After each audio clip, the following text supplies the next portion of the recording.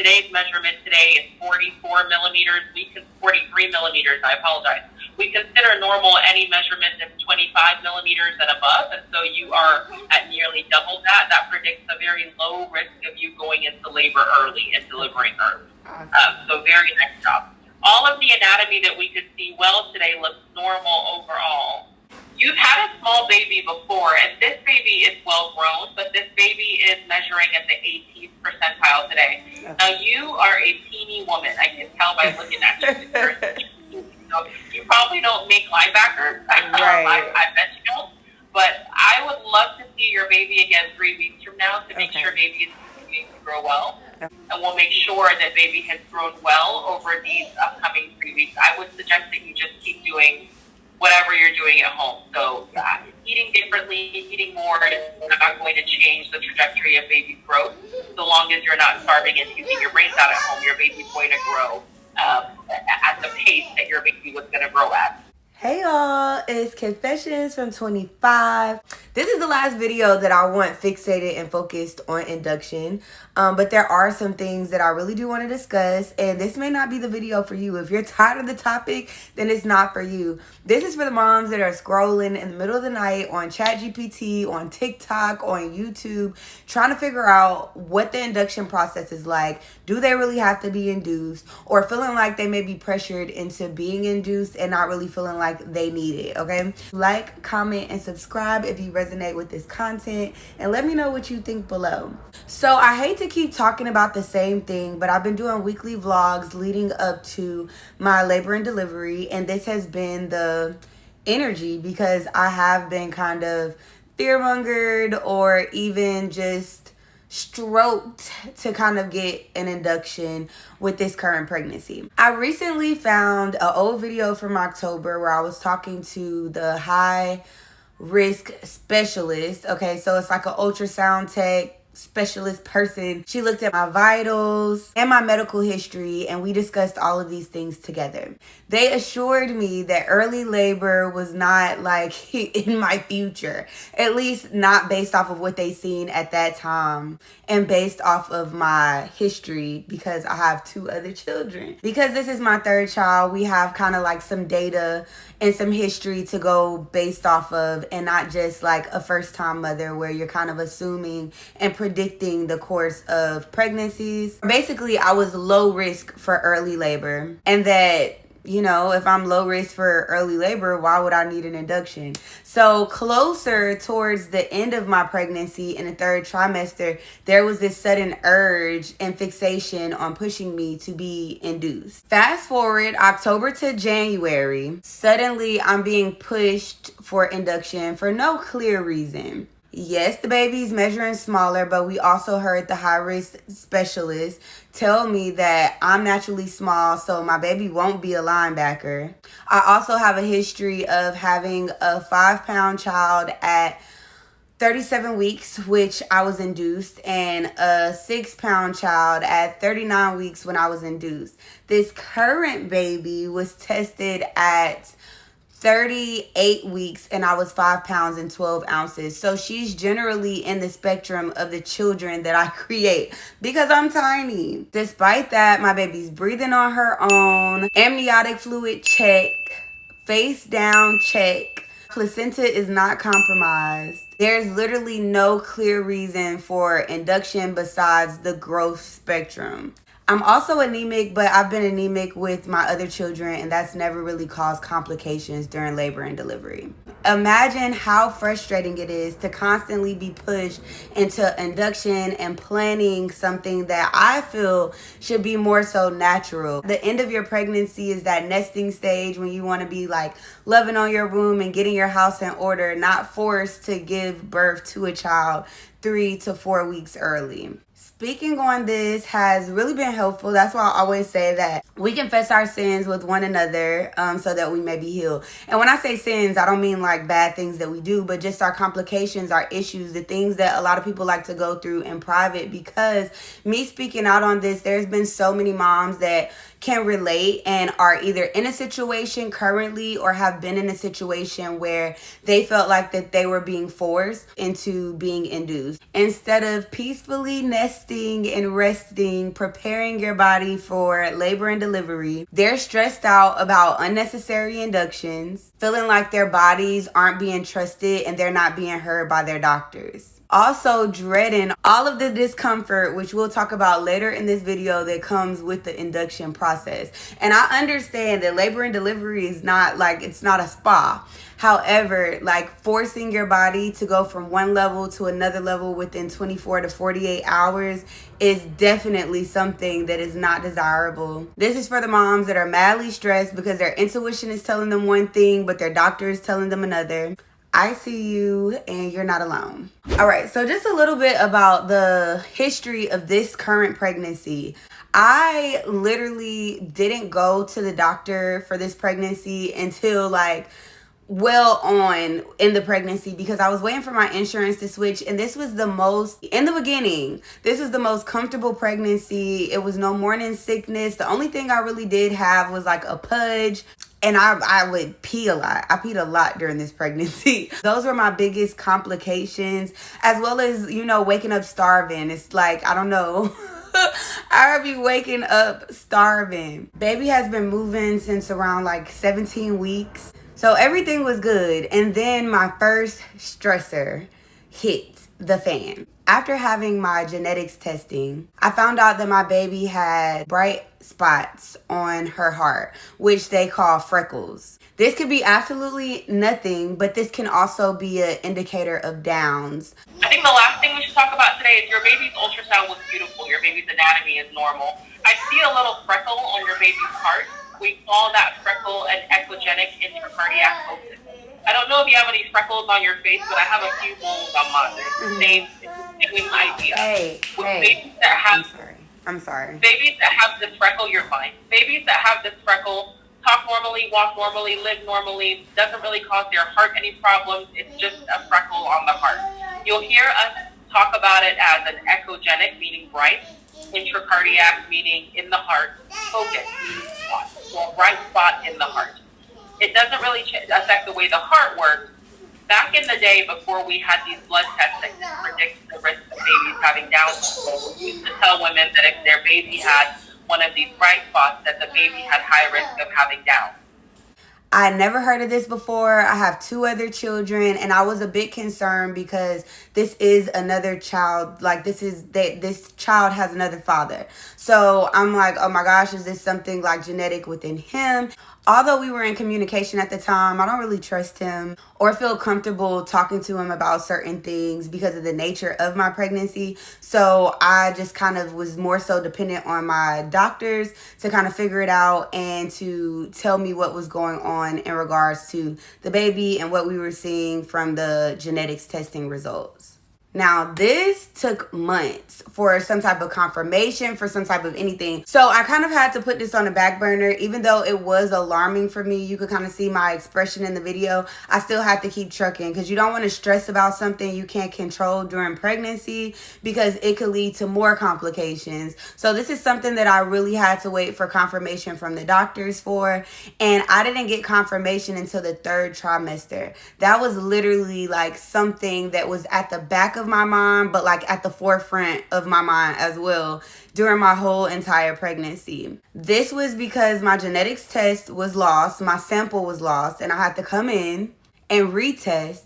But then there was also lack of communication because even though I had to retest, because they lost my sample, I should have had some type of communication before the 3rd trimester so I could just have a peace of mind and a sense of ease. So I feel like my medical staff kind of let me down in that aspect, but shoulda, coulda, woulda, like everything is fine now. And I did receive confirmation that everything is normal with baby. So for months, I sat with unnecessary stress in regards to that situation. And then this leads to my next stressor.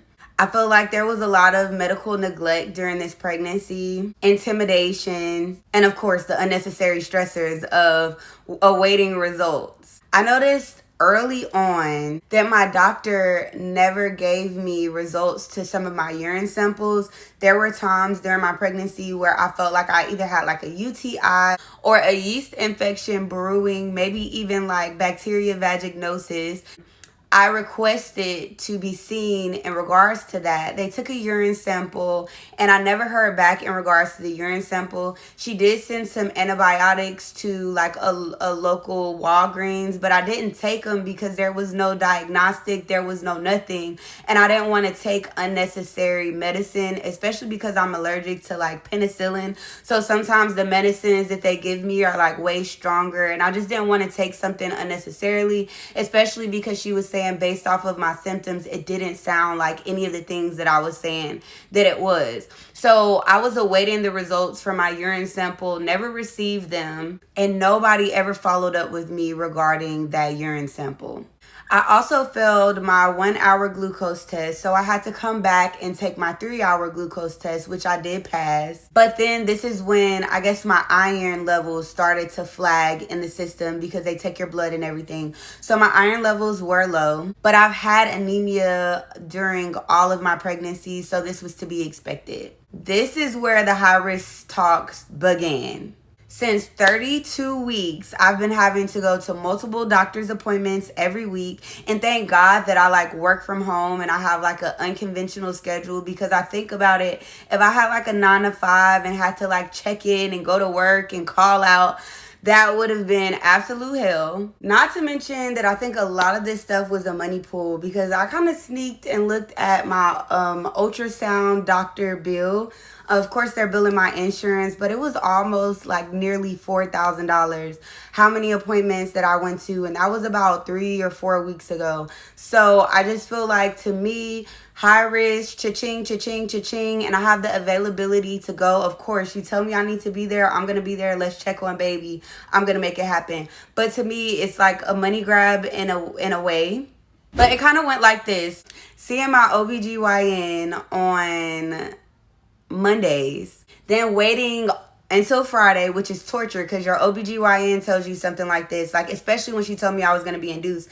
I had to wait until Friday to go to the ultrasound tech in order to confirm that what my doctor was saying, like that they're in the same range, whether it's measuring baby and doing like a growth exam, or whether it's just looking at baby and making sure that she's still moving, things are still normal, she has fluid, whatever it may be. And then waiting to the next Monday to hear that whatever my ultrasound tech said is confirmed by my doctor. So there was a lot of pending and like clutching my pearls, because a lot of uncertainty, like just all of these medical tests and assessments, having to await the results and confirmations from both teams. Not to mention, I also got in a wreck this summer, so I've been going to the chiropractor as well. So there were weeks where I was going to 3 doctor's appointments, as well as being a full-time mommy, having a school-age child, and 1 stay-home toddler that's with me all the time, squeezing in my doctor's appointments with the chiropractor, and then still working. So this last trimester has been a bit overwhelming, but again, anything for baby and check in for the safety of my baby. It's just a little mentally exhausting. This is the first doctor's office that didn't have an in-house ultrasound tech. So I think as well, having to maneuver between 2 different locations, as well as them having 2 different practices, was a bit overwhelming too. Sometimes I would even show up at the wrong location or the wrong time because it was just so many different confirmation messages. And my OBGYN also has 2 different facilities, so I might go to the wrong location. It was just very overwhelming. But anyways, let's be real. I feel like a lot of women are, especially after going through this back and forth movement with your OBGYN, your high risk specialist, it's kind of like you feel like you have to say yes to induction. And I actually had someone reach out to me recently and literally ask me, like, you can say no to an induction. And that was literally me like 3 weeks ago. I'm crying because I'm like, I gotta be induced. I just left the doctor. I'm only 1 centimeter. My body is not fucking ready. And they're gonna induce me on February the 11th. I don't even have nothing to say. First she was like Sunday, and then she was like Monday, and then she was like, okay, well, we'll have to do the 11th because I'm busy. Like, if it was so immediate for me and my baby, I just don't understand why you can just shuffle me around for all of these days. I'm fucking mad. And it really took somebody to be an asshole to me on Reddit and say, take control of your life. And even though their delivery was wrong, it did kind of plant the seed in my head that, like, maybe you do have some type of say in this. However, I've always been big on being on the healthy side of the spectrum. So I trust my doctor. That's a medical professional. That is the specialist, you know what I mean? And if something is alarming, then definitely, like, I'll surrender to the advice. But I also have to trust my intuition and what I know. And especially after seeing this video of her telling me that I don't run a risk, you know, I'm very low risk for going into labor prematurely. I also have to see what my body is showing me. Baby's active, and again, like all the other check marks with her milestones and what she's supposed to be doing, breathing on her own, the amniotic fluid, the placenta. So I also have to, you know, kind of fight for myself and advocate for myself regardless of what this medical professional is telling me. After refusing this induction, it's been the fear-mongering of stillbirth because my baby is considered growth restricted. But as we heard in the beginning of the video, it's not necessarily my baby being growth restricted. She's mommy restricted because of my womb and the history of my pregnancies. My children are naturally small, and even growing up and my children being out of my womb, they're naturally tiny like me. I got one that's bigger than the other one. She's a little bit thicker than the other one, but they're naturally smaller girls. My children fall in alignment with the spectrum that their mommy is on. Most women don't start off their pregnancies at 105 pounds. So it makes sense that my percentile and my children's percentile is a bit off because I'm not in a natural percentile of women in sizing and ranges. This is my synopsis, and you know, I'm not a medical professional. This is just what I feel intuitively. It has to be understood that these medical offices, these professionals, these institutions, induction is convenient for them, especially when you're in a highly populated area like I am, Houston, Texas, where you go into your doctor's appointment that's scheduled for 11 o'clock and you don't go to the back until 12 o'clock, and then you don't see your doctor in your face until 12:30. I feel like a lot of these offices and facilities accept so many women because there are so many women, and they can get overwhelmed by the unpredictability of labor and delivery. It's no way that you can gauge and measure exactly what day they're going to be giving birth. And if they've been seeing you and caring for you, of course they want to schedule you in and pencil you in to make sure that they can get that labor and delivery, whether it's the success rate, whether it's the funyons, you know, because they get paid for labor and delivery versus you just going to a random ER or giving birth at home and just coming in for evaluation. So instead of letting birth happen naturally, it's like they schedule it in a way that benefits them, but not necessarily considering the mother and the baby and their experience. Like, you're birthing a baby is still about your experience. It's not just about a money grab and the convenience of the doctors and their schedules.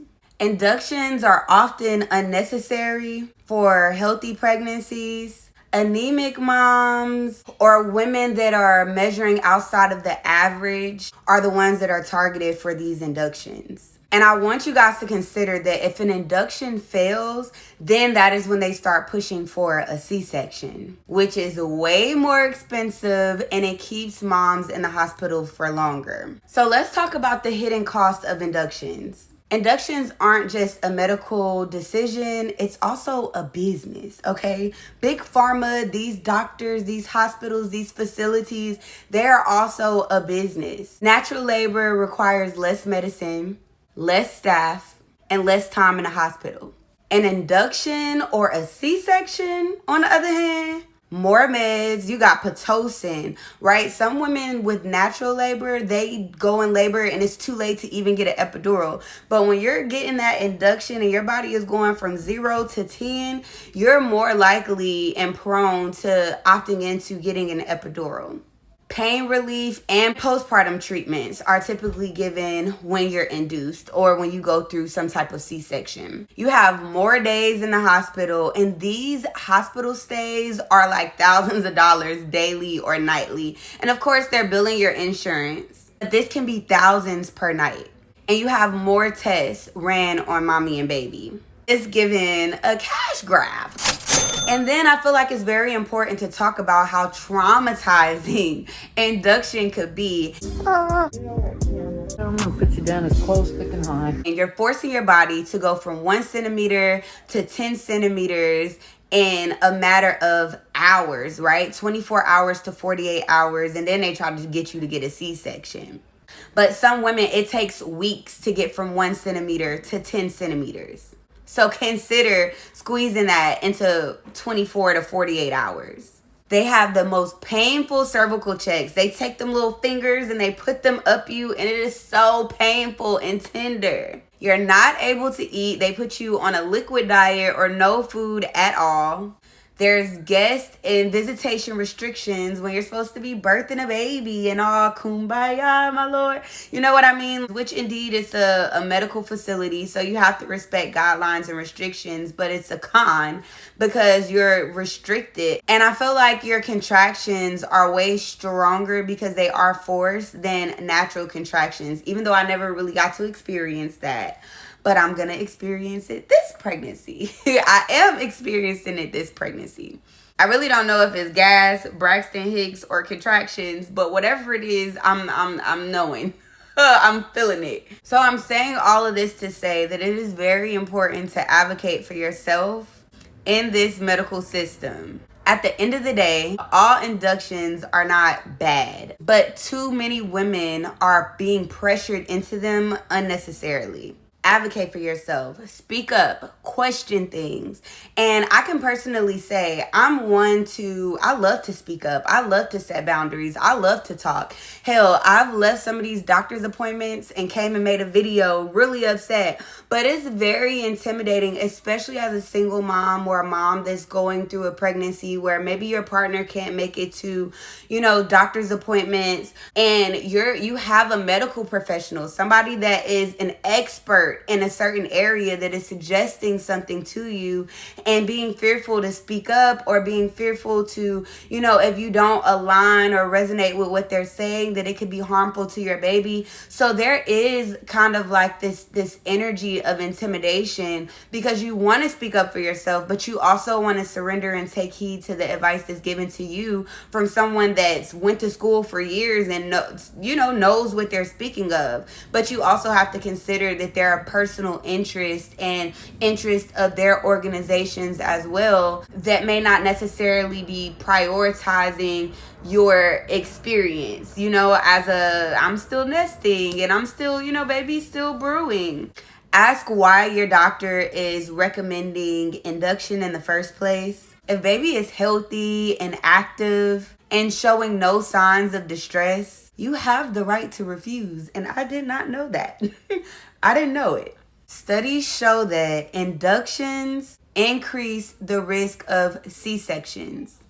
It's like, I feel like you're manipulating God's perfect timing. Unless it is a medical need, it's almost like you're manipulating a natural process, something that's supposed to flow and occur naturally, especially for first-time moms. Elective inductions before 39 weeks can also lead to breathing issues and NICU stays. They tried to do that with my firstborn. I had some really good nurses that were like, everything's good. Even though they put my baby through a whole bunch of tests, like they took her out the room for hours and did a whole bunch of tests. There were no findings of anything being wrong with her besides her being 5 pounds because she was forced out at 37 weeks. But she was completely fine. But again, cha-ching, because these tests, we get cha-ching, cha-ching. And then if we could find something just slightly wrong, then cha-ching, she stays in the NICU and your insurance is covering this. But again, you're getting your money, but what child wants to be born and experience being poked and prodded and messed with? You know what I mean? As well as moms. So if your gut is telling you that something is off, listen to it. Because at the end of the day, you know your body. and your body knows exactly what to do. Before we had doctors, what you think our bodies did? You know what I mean? But with our bodies knowing what to do, and with us having enough testing prior to the baby coming, we could kind of facilitate healthy labor and deliveries as long as baby isn't showing any signs of distress. Well, if you made it this far, drop a pink heart, a baby pink heart, or a pink heart, and let me know you made it this long. I just kind of wanted to express why I was so passionate about not being induced, why I was so passionate about going naturally, why I was so passionate about questioning my doctor. You know, the communication hasn't been the best throughout this series of events, from the me having to answer questions about what we did in my last meeting with them. I'm like, look at your keyboard. I just kind of felt like a number. I felt like it was like 37 weeks. She's high risk. We can get her out the way. Check. Successful pregnancy. We know that we're going to facilitate her labor and delivery. And now it's just kind of like the fear mongering of like, well, we still want to induce you. And baby's good. She's actually moving right now.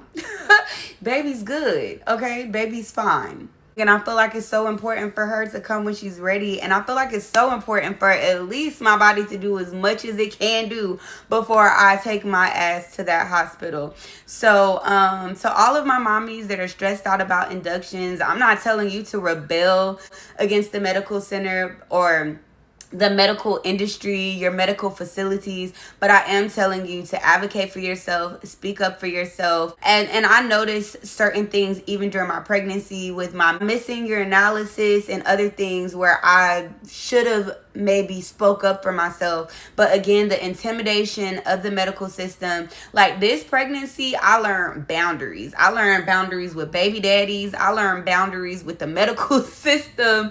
So now I know moving forward to be a little bit more fearless when it comes to speaking up for myself. And speaking up for yourself does not mean that you're challenging doctors, and it doesn't mean that you're going against the grain, but it's just simply being concerned and being aware of what you're being told, what you're putting in your body, and you know what these medical professionals are doing, because everything isn't considering you and baby in every situation. There are some great medical professionals that are very attentive, that are very vocal, that are very available to your concerns and needs. But there are some that are overloaded, and I do feel like they see you as a number. They see you as a bill. You know what I mean? Like literally an invoice. So just keep that in mind and be well. Anybody that's expecting your babies to come soon, I'm wishing you love and a peaceful, safe delivery. And all in all, as long as baby gets here safely, that's really all that matters. But if you can embrace your experience, and if baby could bake, definitely let her cook or let him cook. Okay, this is Confessions from 25, and I'm checking out. I love y'all. And make sure you like the video. Bye.